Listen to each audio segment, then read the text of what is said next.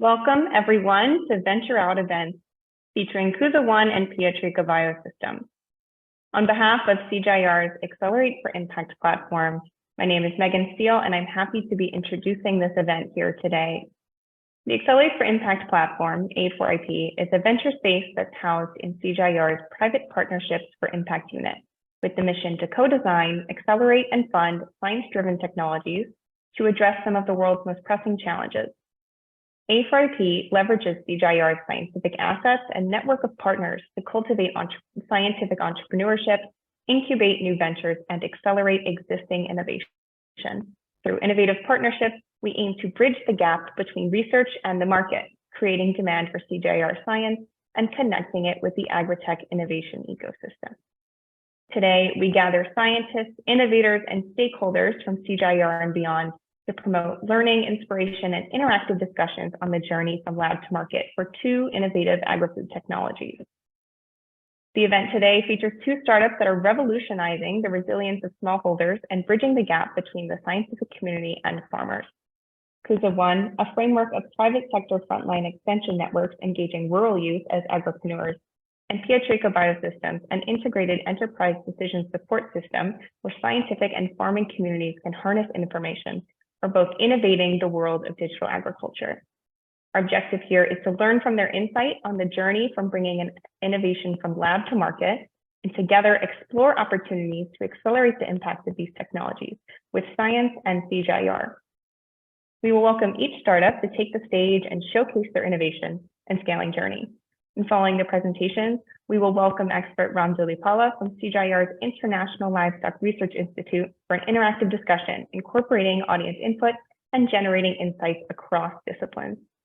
So without further ado, let's welcome our first startup, Kuza, a multifaceted digital platform from Kenya that educates smallholder farmers in Africa and Asia concerning agriculture and entrepreneurship. So today we welcome Sriram Bharatam, founder and chief mentor of Kuza, to present their innovative work. Welcome, Sriram. Megan, thank you so much. Can you please confirm you're able to hear my voice? Yes. Is this audible? All right. Thank you so much. So good morning, good afternoon, good evening, everyone. My name is Sri. I'm the co-founder and chief mentor at Kuza Biashara. Kuza in Swahili means grow, Biashara is business. I just want to take us all down this, just share some perspective. We believe, and we all know this, the world is not a level playing field. Now, while there are so many opportunities available, they are not equally distributed and the resources are not available for us to get to what we have the potential for. So we started looking at it from the view of a smallholder farmer. Now, if you look at a smallholder farmer like this mama farmer, an average Kenyan farmer is about 63-year-old and an average Kenyan is about 19-year-old. There's a massive intergeneration crisis going on. In terms of KYC, nobody seems to be knowing this farmer. We work with the banks, we work with telcos, we work with local governments. Yes, they do know about her existence, but not necessarily know what exactly she's doing in her farm practices and all of that. And extension services are challenged. FAO recommends that for every 400 farmers, we need to have one public sector extension worker. In reality, it is upwards of 5,000, and in some parts of the countries, it is 10,000. She has to get access to quality input. She has to get access to credit, mechanization, post-harvest, logistics, and most importantly, access to market. Now, if you look at all these challenges from the view of a smallholder farmer, this is a non-starter. This is where then we looked at also how large companies are operating. Even they seem to be challenged to reach this smallholder farmer. And the governments are struggling with access to data-driven decision-making. This is where we put up our hand and then said, is there a way we can start looking at it differently? And that's when we all know COVID happened and the Ukraine war and all of this. But some very interesting patterns are emerging. Number one, we saw all these extreme conditions and said, this is a fertile soil for extreme innovation. And citizens are becoming netizens. What used to be like 15 minutes attention span pre-COVID is now at about 3 minutes. Everyone has become time poor. The attention spans are come down from 30 minutes to almost 3 minutes.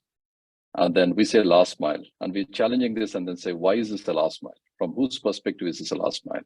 If we have a bottom billion there, is that not a first mile? And learning has become contextual. People need to learn. I mean, at least this is the user's voice, that they want to learn on demand in the context of their situation. There's a specific pest or a specific climate-based thing happening, and want to learn as to what they need to do in that moment. And we can't go looking at the traditional learning and development methodologies. And then, is this something that we can throw money at? Unfortunately, no. We have to bring in a systems change. And we realized very early on that collaboration is the key. No single partner has answer to all of these questions or the challenges, and it has to be a collaborative effort. And that's where Kuza was born. Kuza is creating opportunities for young people and small business owners to learn, connect, and grow through entrepreneurship. And this is where we believe the needle has to move, and entrepreneurship, and with digital at the front and center. So we have started our journey almost a decade ago, with focus on micro entrepreneurship. And this is where we work with a lot of micro, small entrepreneurs, not in agriculture alone, but across sectors like health, water, sanitation, hygiene. And we worked with refugees in the remote conditions. And then we done a lot of work in health. And then we landed in agriculture purely because as social entrepreneurs, we realized that if 65 to 70% of the people in these low and middle income countries are dependent on agriculture, we might as well put our energies there.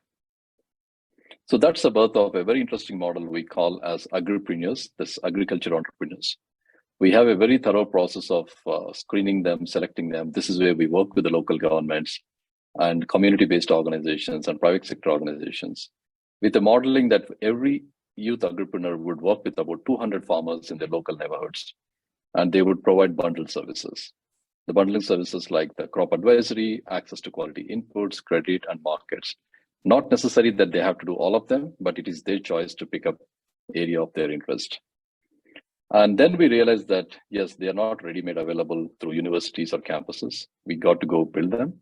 And to also stop this rural youth migrating to bigger cities, we said, let's do this intervention and get them ready. And that's about of our incubation program. We call it READY, Rural Entrepreneur Development Incubators, where we select them carefully, incubate them. They learn along with a Kuza mentor. They learn from their peers, connect with a set of farmers and service providers, and then they grow. So this is our theory of change, that we can actually nurture everybody. No two people are the same, they're unique. And we have to take a very personalized approach to do this. And this is where digital technologies and digital approaches have really helped us to scale. And then that's when we bumped into this thing like, okay, as much as we want them to do advisory, who has advisory information? And thanks to the hub hosted by AgriHub hosted by ICRISAT, we started working with the CG institutes. We started listening to the users more importantly, and then realized that what they need is something actionable in a form and a language and a dialect that they can understand. And we realized that the video is the best medium for us to engage. So we built a massive library of over 10,000 plus video content in 10 different languages across 42 value chains. These are crops, livestock content, working closely with the research, academia, development partners, and private sector partners. So just to give a sneak peek, like on the staple crops, cash crops, horticulture crops, meat and dairy. And now we are looking for partnerships with research organizations and other mission-aligned partners to see if we can get access to regenerative agriculture, climate smart agriculture, and other things.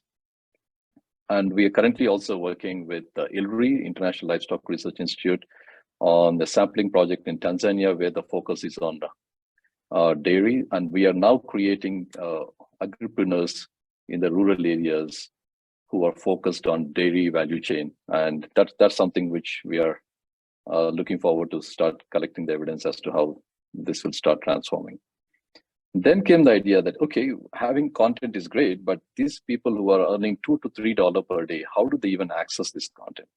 There are these challenges of lack of internet and lack of access to devices, and most importantly, affordability of internet, even if it is available. So our vision was that we wanted to democratize access to these digital solutions. Not only what we have as Kuza, we've taken an ecosystem approach, saying that who are the other partners out there in the ecosystem who have point solutions that are solving specific problems.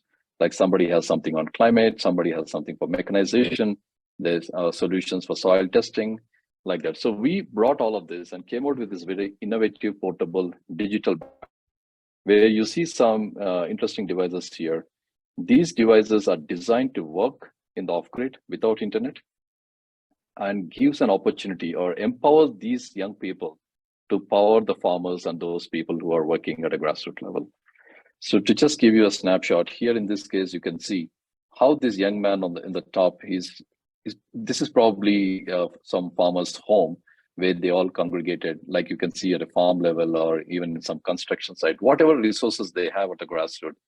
This toolkit enables them to show and screen content like this in a video format in a local language, and they actually also speak in the local dialect as they are from the local community. And trust is the currency on which this entire model operates. They build the relationships by consistently doing this. And I'm sure you're wondering who pays for all of this. We negotiate with the local governments, we negotiate with the development partners and also private sector partners, and we don't really promote any single brand or a company. We keep this extremely neutral, and this is all backed by research data. But what we are doing is we bring in the specialization of humanizing this and making it in a simple format that farmers can understand. And this is where the trust is built. So to kind of give you a summary view, one, we identify the youth and incubate them through our READY program. And then we have set up something called One Network. One Network is a digital marketplace with the human interface in the form of this young entrepreneur. And that's where, in this previous example, as you can see, when this young person, Michael, was talking to this or sharing the experiences on soil health and educating the farmers, usually they walk away with 20-25% of the early adopting farmers putting up their hand and saying that I would like to try this. So that's where the demand gets captured for, okay, I have 25 farmers who need soil testing. I have 15 farmers who are asking for land preparations or mechanization. Some of them are asking for seeds. That's how the marketplace starts cranking. So in a way, if you can see in this, the ecosystem flywheel in action, that is an agripreneur who we are creating deliberately. More and more agripreneurs is creating more and more farmers. More and more farmers within the ecosystem, as we are crowding in service providers, we are getting more and more service providers. More service providers is giving us more options, better pricing, better quality, and good service delivery. And the whole wheel is now spinning. Now, this was a dream state for us 10 years ago. And ours is an overnight success that took over 20 years, having tried and tested and failed many times. This is how far we have come. And we are currently operating close to about 1 million farmers in 4,000 villages across 7 countries, both in Africa and Asia. And now we are seeing that, yes, this is doable. And going back to the agripreneurs, we realized that most people don't know what they don't know. And it was, and they are not agronomists, they are not graduates, they are mostly high school or high school dropout youth.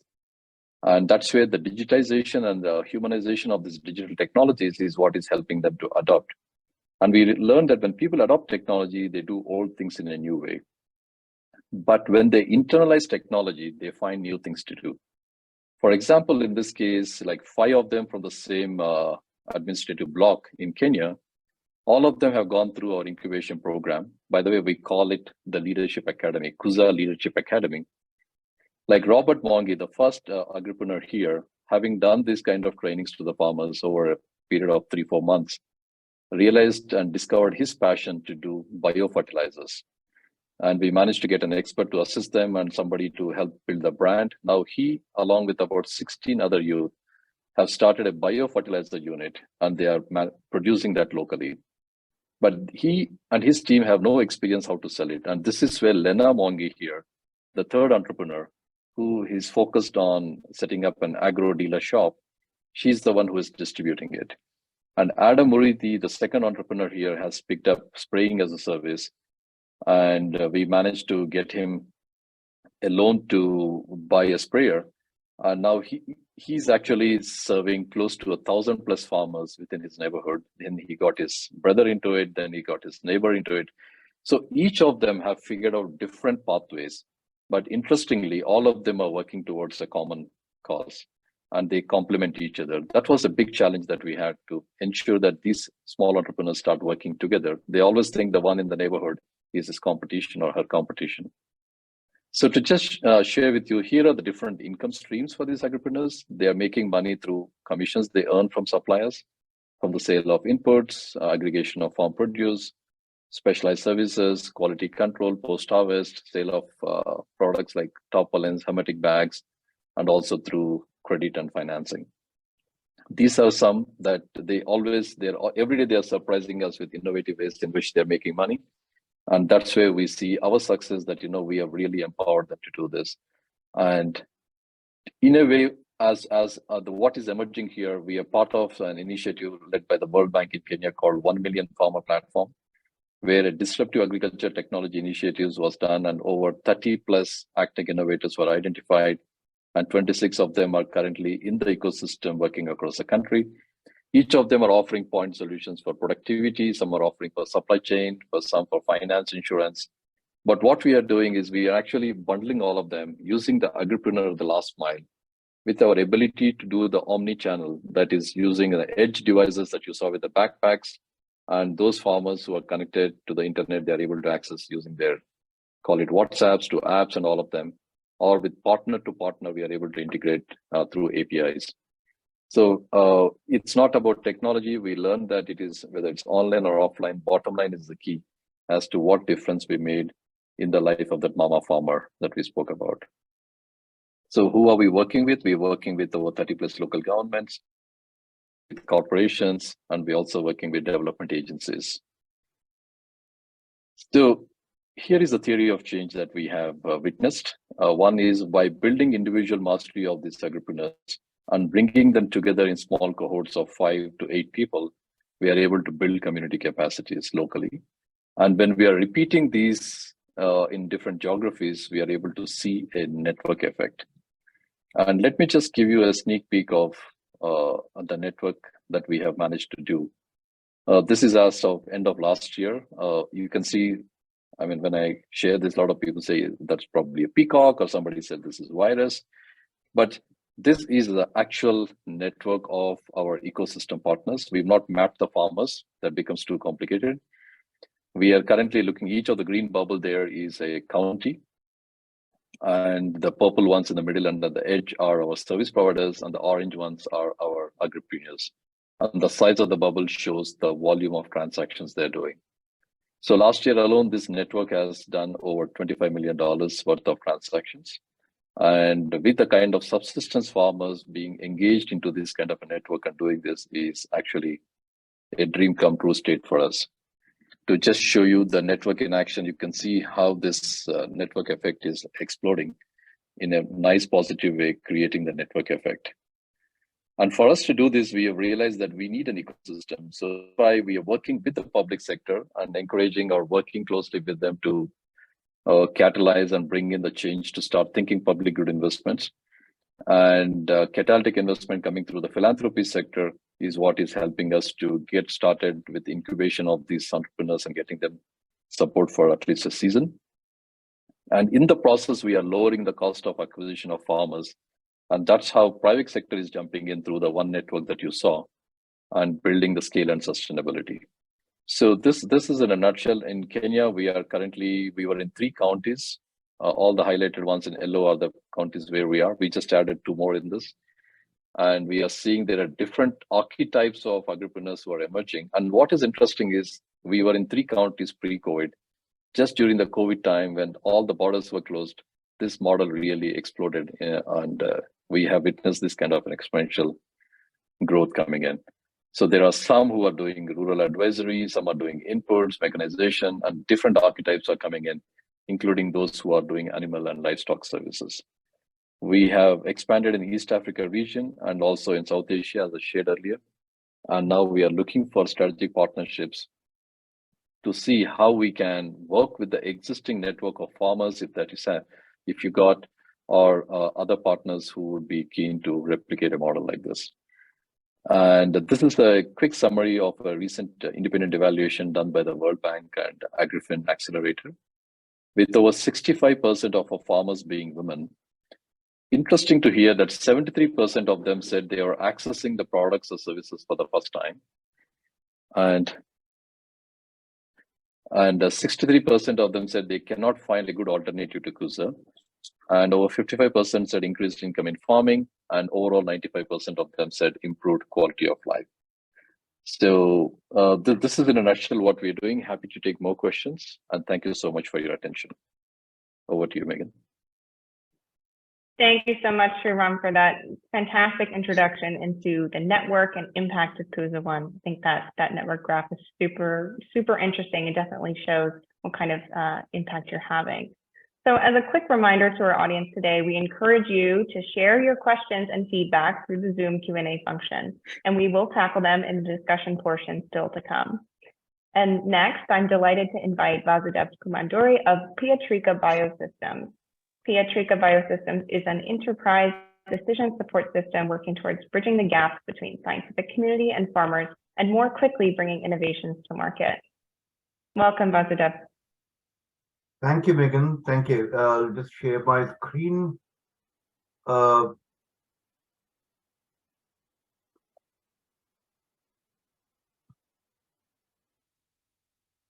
Please let me know if this is visible.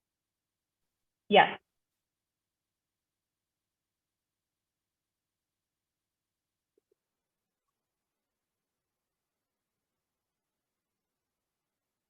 Hi, thank you very much again, Megan, and good morning to everybody. Good morning, good afternoon, good evening. Thank you firstly to CGIAR, Megan, Ram, to give us this opportunity to participate in this session. I'm Vasudev Kumanduri, and I'm the co-founder of Piatrika Biosystems. I'm myself joining in from Cambridge. Just a quick introduction on our team. Piatrika Biosystems, as Megan introduced, is a agri-tech and agri-genomics startup working primarily on the upstream of the agricultural value chain, what we call, and this is towards the discovery and the development of new crop varieties primarily. We started in 2018, 19 we registered the company, 18 we started working on it, and spent a couple of years initially to put together the MVP or the minimum viable product and launched in 2022. So fairly new in the space. We operate out of UK and India primarily. We have a team spread across multiple domains, from academics, industry. Some leading industry experts are on our advisory board, and we have a business team, and primarily the focus is on the technology that we provide. And we work across the spectrum on the technology, right from high performance computing, computational biology, to breeding bioinformatics, to data science primarily. A lot of data science goes into the spectrum, and enterprise solutions are there, and full stack and things. So primarily the motivation for the product itself came from this team which was spread across the spectrum. And the idea takes root from the team's exposure and experience in this federated technology, what I say, primarily around the whole idea of sustainability. We're talking about sustainability, when we look at the big picture, the issue primarily is around the food, the alternatives, and the climate. That well, now even UN acknowledges that the top three issues globally. And for that matter, anybody who is even remotely connected to the agri-tech spectrum would have come across this issue that in about a decade or 2 decades time, we will probably have to feed about over 10 billion people. But the problem does not stop there. The issue of sustainability goes far beyond just the need for this logistic and economic sustainability. The problem we are facing is actually a multifold problem. Along with the food security issue, there is a increasing incidence of abiotic and biotic stress that is impacting the agriculture, and moreover, there exists the a protein and nutritional gap that needs to be addressed as well. Added to that, this new world that we are now living in is also seeing some very promising derivatives that can be extracted from plants, and it's not about just the plant-based protein that we are talking about. We are talking about agri now directly influencing the pharmaceutical industry, the nutraceutical industry, and aspects of fuel industry and things. So all this converges though to the fundamental problem area, that is that to encounter all these things and to handle these things, what we need is primarily my apologies. What we need primarily is the discovery channel needs to be given a structure to. The upstream, why I was focusing on is that area of discovery where the new varieties need to be discovered and developed, and they have to be developed very quickly. The primal problem that the seed industry is actually facing is very synonymous to the pharmaceutical industry. The agri industry also faces the problem that to bring a new variety into the market after your market reckon, market research, it can take about 8 to 10 years to bring a new variety into market, sometimes even 15 years. Especially when people are using the traditional and conventional breeding methods and breeding ways. In addition, it is also it's a massive financial burden to the seed companies, where seed companies globally can spend like tens of millions of dollars. So basically, that is where the focus of the complete seed industry is now shifting as to how do you use better technology, create new varieties in less time at a much lesser cost.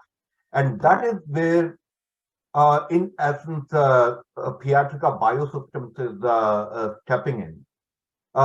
We are working with seed companies and breeders on how do they seamlessly, accurately, cost-effectively use this advanced technologies like genomics, data science, extract insights from the huge swaths of data, and ultimately to breed the right crop.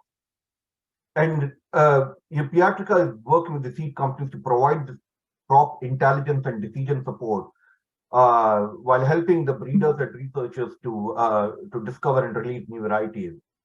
We are building and providing a platform and service to the seed companies, researchers, breeders for developing their trait of interest and bringing to the market.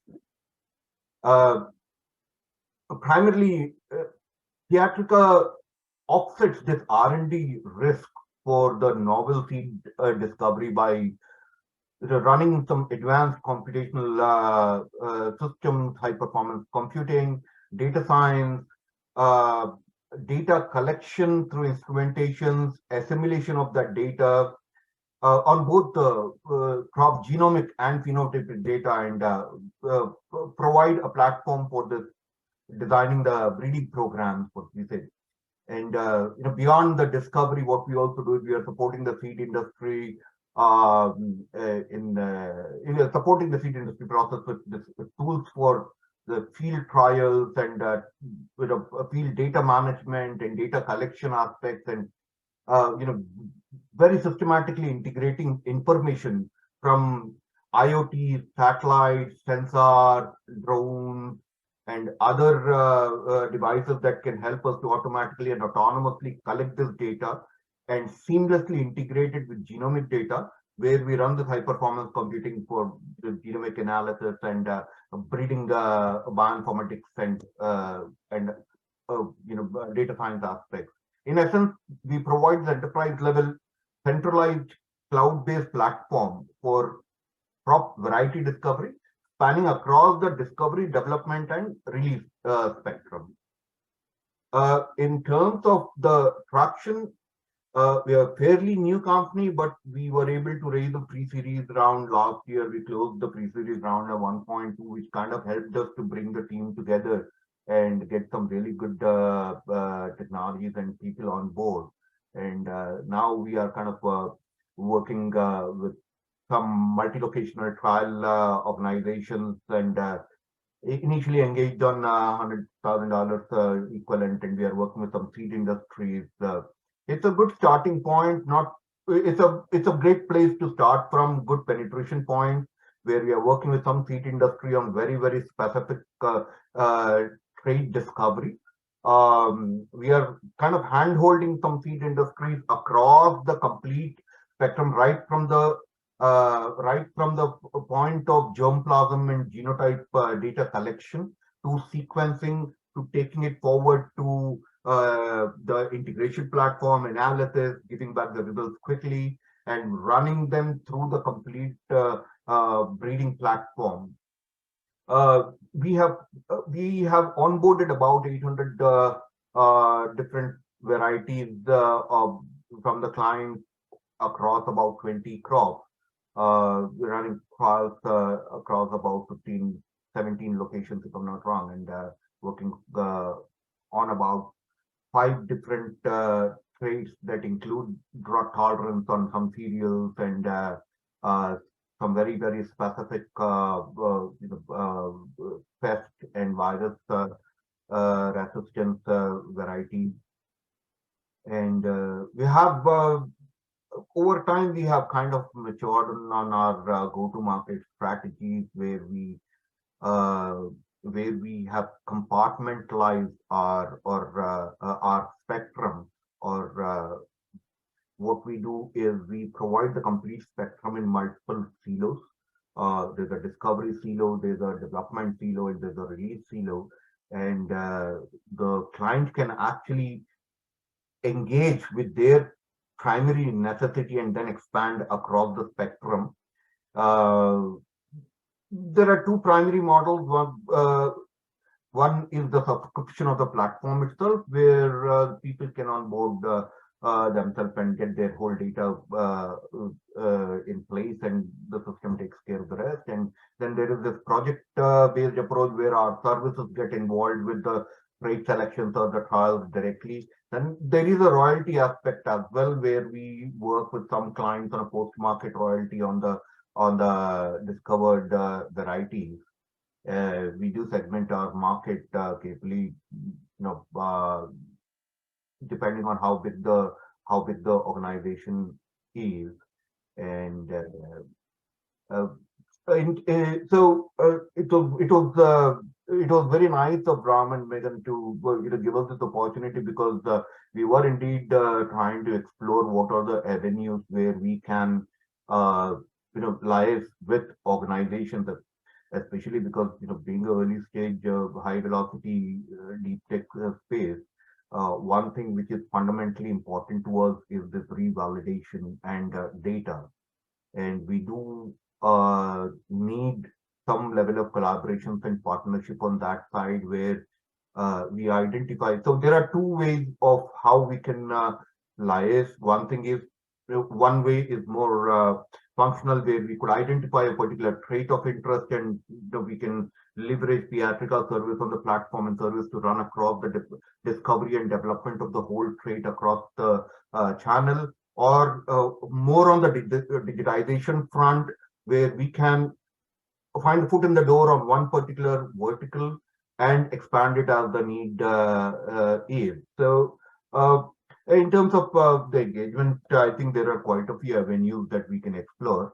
But I think I should take a break here. I'm running out of time. Thank you, Megan. Sorry for extra 2 minutes for me. Thank you. Thank you, Vasudev, for that look into the journey and the work of Piatrika Biosystems. And certainly there's so many areas to collaborate. We can really get into that during our next section of discussion. So again, to everyone in the audience, please share your questions and comments for both of our presenters about their technologies, their journey to market, and even opportunities with CGIAR Science in the Zoom Q&A function. So I'd now like to introduce our expert from CGIAR, who will join the panel and dive into these questions and more. So please welcome Ram Dhulipala, Senior Scientist for Digital Agriculture and Innovation at the International Livestock Research Institute, ILRI. Ram works in the Sustainable Livestock Systems Group at ILRI in Nairobi. And prior to joining ILRI, Ram was the cluster leader for digital agriculture at ICRISA. As well, Ram supports the CGIAR Accelerate for Impact platform to strategize the A4IP's integration with the scientific community, as well as chart pathways for translating CGIAR science into impact through ventures. So welcome, Ram, to this Venture Out event. And I invite you to kick off the discussion with your reflections on each of these presentations today and any questions you might have. Sure. Yeah.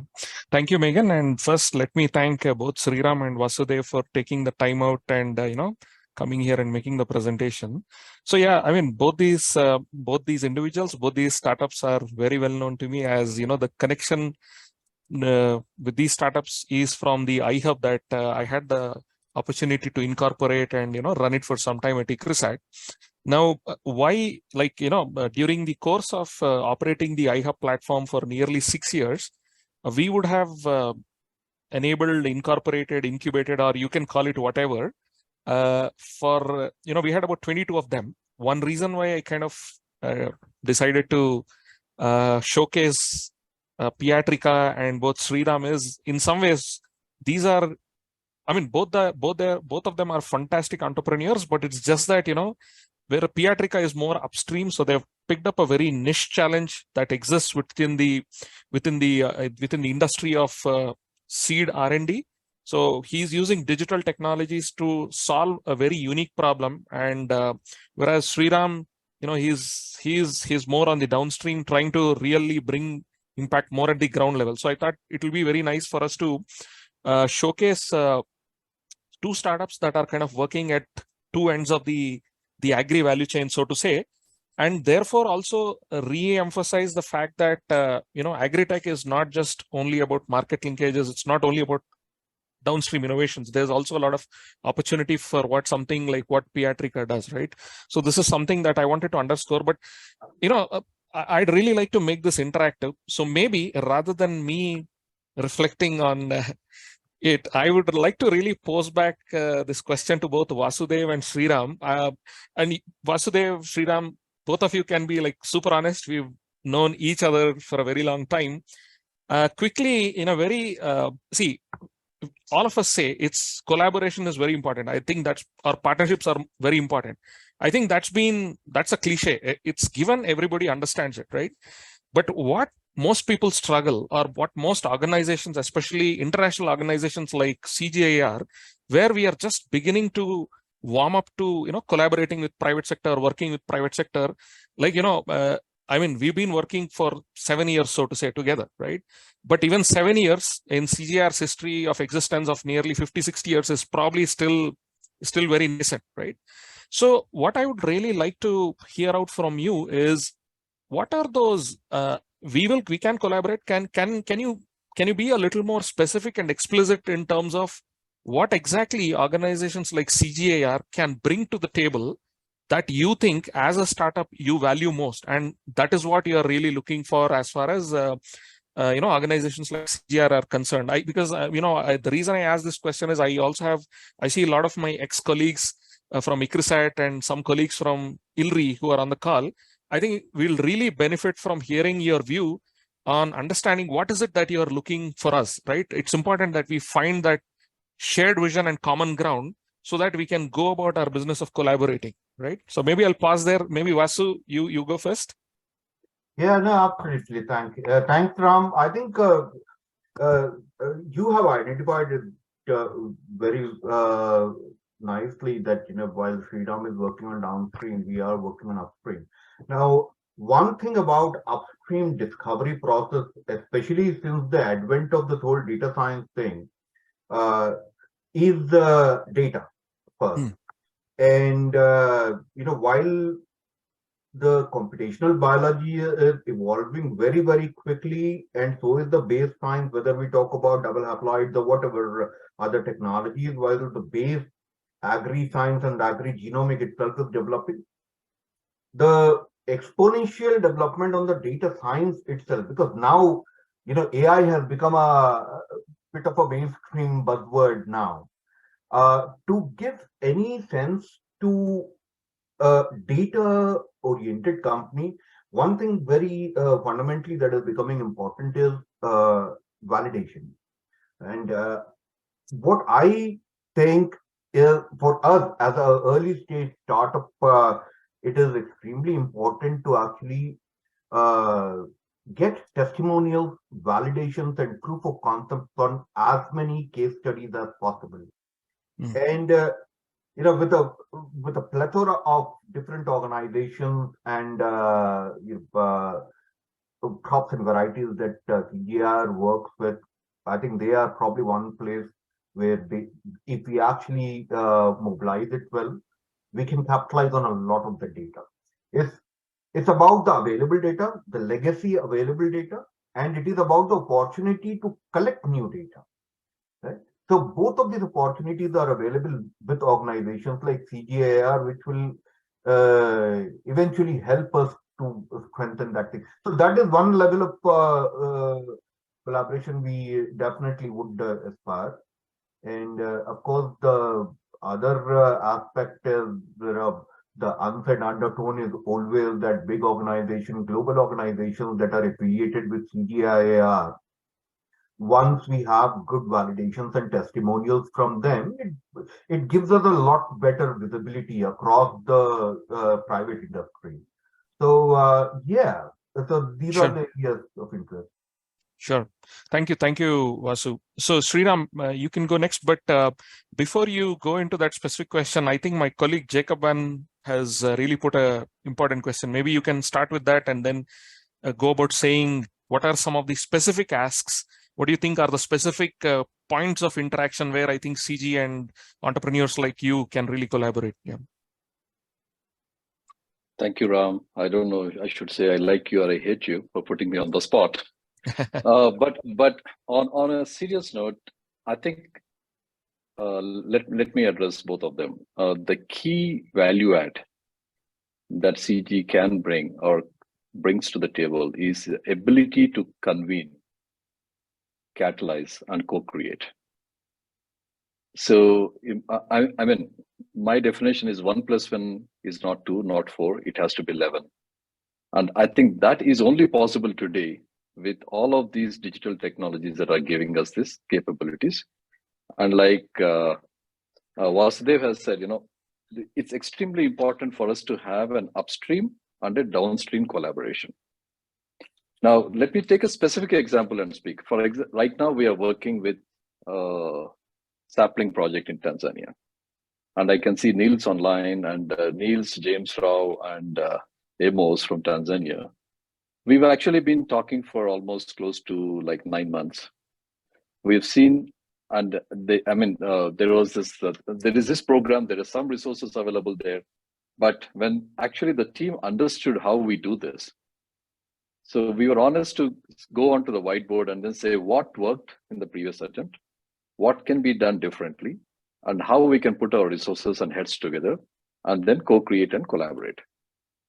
And I want to report to this forum that, we have kicked off, and now we are working in a very organized way with the team from ILRI, focusing purely, both on the research insights that you would like to gather, and also on the practicality of how can we really create a sustainable model that can run beyond the life of a project, beyond the life of support that is available. And in a way, I think that's something like now we are already talking about how can we present this in a forum like AGRF that's happening in September in Tanzania.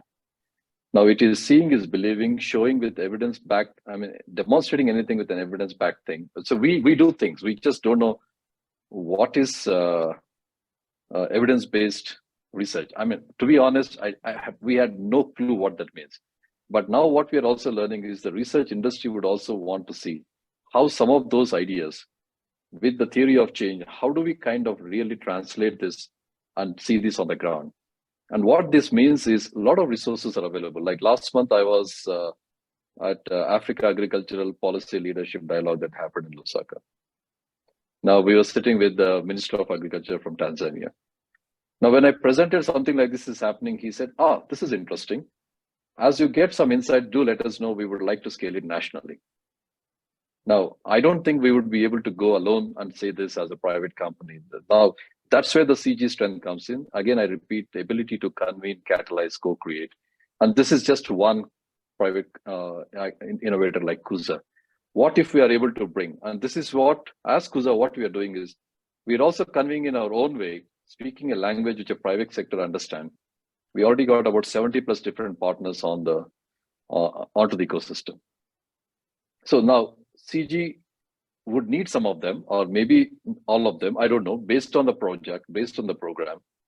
And this is where I think it would also help to kind of create a channel, Ram. I'm probably jumping ahead now, to see how can you create a modality of operating model where you can invite some of these innovators to come in and play the role of open innovation. It's a large institution, you got large programs, you got data, all of this there. But how can you bring somebody who is agile, nimble, a startup, who can kind of now drive this kind of transformative change? I think that's really a big opportunity that we got. No, thank you, Sriram. You have actually touched upon a very interesting point, because if I again go reflect back on my iHub days while working with all of you, I used to look at every project as a potential incubation opportunity, right? I tell you why. Like, suppose you do a small project, say for a government of Telangana, where you're trying to work with, say, tribal farmers of Adilabad. That's just a problem statement. And if there is a potential digital intervention that needs to be brought into that particular project, there are two ways ICRISAT could have approached it. One, build a digital tool on our own, drive the intervention, collect the data, publish it, give it to the donor, and forget about it, right? Or alternatively, that's also potential opportunity to test and provide an opportunity for a startup. Bring a startup who probably already has a product that fits into the needs of the project, bring them in, allow them to test that out, collect the data, which also serves the research purposes of institutes like ICRISAT. But what you're unwittingly doing is also indirectly incubating and supporting an entrepreneur and, giving legs and wheels to a potential entrepreneur, right? So I was always of the firm opinion, any project is a potential public-private partnership pilot. And at the same time, it's also a potential incubator, because there are some specific windows or opportunities in the project where you can bring an interesting innovation and see if that innovation is able to generate some output which aligns with the project. But in the process, are you also able to generate the data and the evidence which also caters to your research needs, right? So I think it's all a question of basically being able to frame the task at hand and being able to derive what we are essentially aspiring to achieve. Okay, so that's one. And secondly, let me also just move on to something very interesting. I think I'll go back to what Vasudev mentioned, right? See, today I think the fact of the matter remains, everybody says data is the new gold, data is the new oil, whatnot, right? And apart from just content and apart from our ability to convene and bring about that step change, which you rightly pointed out, Sriram, I'm sure both of you also will agree that cumulatively an organization that has about 8,000 scientists having research in all parts of the world, I think we are also generating a lot of data, right? And today, I think Sriram, you and I, we are sitting in an AI conference together in Radisson Blu in Nairobi, where, the moment you speak about AI, ML, or as data science, as Vasudev puts it, the raw material there is basically data, right? And here we are, CGIAR as an institute, generating a wealth of data, huge volumes of data. And by definition, all this data is a digital public good, right? Now, maybe, this is, I think, an opportunity for us to hear back from you, right? Now, do you have any suggestions for us on how we should probably be organizing our data, or, you in the course of your own product development, did you ever kind of were aware? Of course, you have worked with ICRISAT, so you would have had some visibility through us, through iHub, into, the ICRISAT data wealth that we have created. But are there any advices for CGIAR as a whole as to how we need to really package and organize some of the digital public goods that we have so that the cost of discovering some of these digital public goods is slightly lower, and therefore the innovation also can be that much faster? I hope my question was was understood, Vasudev and Sriram? If not, I'm happy to clarify further. But I would really like to hear your thoughts on that. Sure.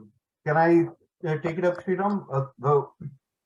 Let me get the drift right here, Ram. If you're talking from a technology perspective as to how do you leverage technology to handle data, so that is one of the areas that we have worked on. I mean, of course, you've been with ICRISAT, and we have kind of having stayed in academics and then moved to industries. We have seen this transition from simple data, databases to eventual data lakes and then unfederated data. But now the trends are kind of getting very, very different, where how do you handle data is also directly connected to what kind of computation you perform on them. Whether we say the dynamic auto scaling of the cloud resource or federated computing or whatever. So I think to address the question, how do you manage your data? Two fundamental things that will become very important is how do you get your data and what are you doing with your data in terms of what are you projecting. Then we can probably, it will be much easier to say, whether we are deploying some, specific cloud-based tools or creating full stacks or based on some data lakes and unstructured data, or whether we are deploying IoTs to actually throw in the data somewhere and creating front ends to see. But conventionally, I think this is all converging now. The technology part is actually converging to the fact that you kind of need to isolate the data completely, build up a security system around that, and build your computational structure away from that. I think my advice would be not to think of this whole thing as a one holistic piece of processing and the actual data together. But again, I think if we know a bit more about what your input sources are and output reasons are, we can structure it better. I think it's a very broad answer. Sure. No, not a problem. I think we can take enough cues. Maybe Sriram, can I go to you? Yeah, so I want to take a very different approach here, Ram. Data is, what do I do with data? Okay, so we can talk till the cows come home about data, but the action is, what do I do with the data? Can I put this data to good use? Those are the use cases that we are talking.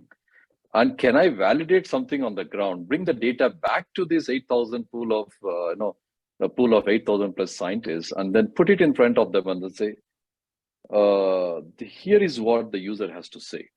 Now, I think the feedback loop is an extremely important piece here. Okay, it's just not a one-way traffic, it is a two-way traffic. Number one. Number two is, what is the big opportunity? As I say, 1 + 1 has to be 11. So working closely with the ICRISAT team and Africa Harvest as an NGO and Kuza, we jointly written a proposal to the MasterCard Foundation on the drought-tolerant crops, transitioning to the millets and all of that from maize production to that. And the decision was influenced basically because we had data saying that.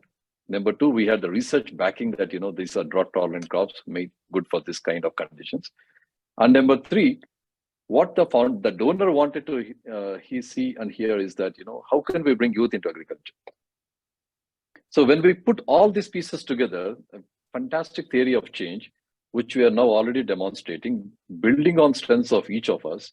And that's for me, like a classic use of data. So going back to your question, Ram, I think data is a starting point. And we got to cook something out of this data, which is practically usable, consumable to different audience.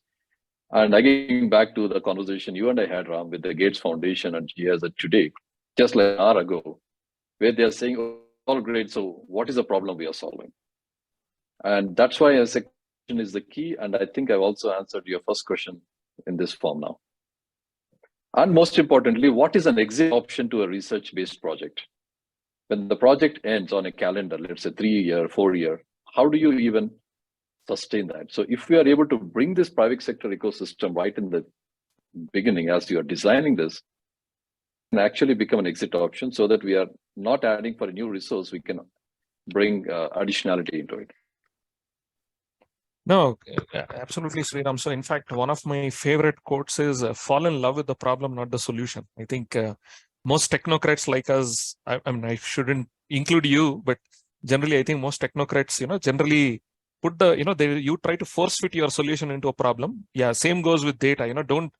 Don't look at just data for the sake of data. See what is the problem and how you can use some of the data to solve the problem. I think, yeah. But more importantly, I think the key takeaway from what I hear from you is, there is, I mean, again, goes back to the same question of collaboration, right? So we really need to hear from you in terms of understanding what is the problem you're facing, so that some of the digital public goods that we are creating could at least be packaged in a form or a format that caters to your need. And vis-a-vis us, you also need to hear from us. And therefore, you actually need platforms where both of us can come and have these sorts of dialogues, isn't it? Yeah, so I think that is probably enough of a reflection. So maybe, Megan, should we quickly go and look at any unanswered questions in the chat and maybe allow Vasu and Sriram to respond to those? Absolutely. So we have a little bit of time left just for some closing notes. We are coming quickly to the end of our discussion, but certainly, this doesn't end here, and we'll be sure to follow up and make sure any unanswered questions are touched on. But I can just sort of pull a bit. We have a bit of talk about how to really democratize access to collaboration. I think that was touched on a lot by your platforms and sort of what the potential of digital technologies can be. Do you all have any closing words on this? For me, Megan, or you want from Vasu or Sriram? Anyone? From our presenters, or also Ram, if you have ideas, you're more than welcome. Yeah. No, absolutely. I think that's a given, right? We are a publicly funded institution, so by definition, we are meant to be available to big, small, everyone, right? Now, how do we do it? I think that's where the mechanisms, there are a lot of real world problems. There are a lot of transaction costs. I mean, that's where I think I'm proud to say that is something that A4IP is trying to do. We're trying to create a platform which can become like the single window for any sorts of private sector engagement, for any sort of agri-tech engagement, and therefore bring the transaction cost. But this is just a stepping stone. Considering the world we are today, which is a very digital world, I think we really need to reduce the transaction cost for entrepreneurs to find the data that we are creating, all the services we are creating, and we also should find new digital transformation strategies so that some of the science and the knowledge we are creating can also be made accessible to the entrepreneurs as open APIs or digital public goods or digital public infrastructure, whatever call it, right? Having said that, I think A4IP is a step in the right direction. It signals the right intent. There is, I think, a lot of work to be done, a lot of strategy that needs to be formulated to really democratize access to collaboration as well as partnership, as the gentleman asked. So those are my closing remarks. Maybe I'll... Fantastic, Ram. Thank you. I think that's a really fitting note to close the discussion with, as leveraging science will continue to be crucial to accelerate the impact of these technologies. And CGIAR can work together with innovators like this and democratize access to make that happen. So I want to thank you all again, Sriram, Vasudev, and Ram, for your investment in this conversation. It's really produced some intriguing ideas about bridging innovations from lab to market. So while our event today might be finishing, it's only the beginning of our work here. So we encourage you to stay tuned with us and follow up at innovations@cgiar.org. Like I said, we'll follow up with some key messages from this event, and we do encourage you to share the recording and the key messages with a fellow innovator to build on the momentum of these ideas. Before we sign off, just a quick reminder to check out the Accelerate for Impact platform's latest innovation challenge, Agritech for Uzbekistan, as part of the CGIAR research initiative Fragility to Resilience in Central and West Asia and North Africa. The Accelerate for Impact platform co-designed the challenge with CGIAR centers to scout, accelerate, and fund science-based innovations that can make agriculture in Uzbekistan sustainable, more efficient, and resilient to climate change. So the call for applications for agri-tech for Uzbekistan is open to global purpose-driven entrepreneurs, researchers, and of course, CGIAR scientists. And we encourage you to apply now before the call for applications closes on Sunday, the 23rd of July. So until then, thanks again to everyone for joining, and we look forward to seeing you next time for the next Venture Out. On behalf of the Accelerate for Impact platform, thanks again and goodbye.